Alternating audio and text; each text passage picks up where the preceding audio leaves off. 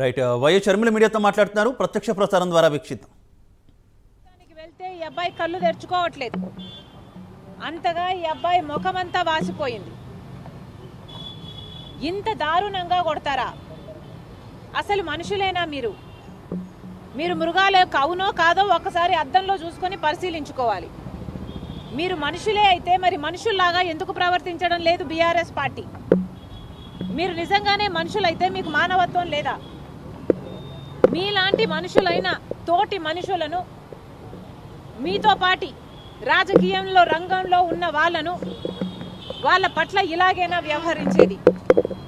కొంచెమైనా కనికరం లేకుండా, కొంచెమైనా సానుభూతి లేకుండా, మనుషులు అన్న ఇంగితం కూడా లేకుండా ఇంత ఘోరంగా ఇంకో మనిషిని కొట్టబుద్ధి ఎలా అవుతుంది మీకు? అసలు తెలంగాణ రాష్ట్రంలో లా అండ్ ఆర్డర్ అన్నది బతికే ఉందా? ఇంకా తెలంగాణ రాష్ట్రంలో పాలక పక్షం ఎంత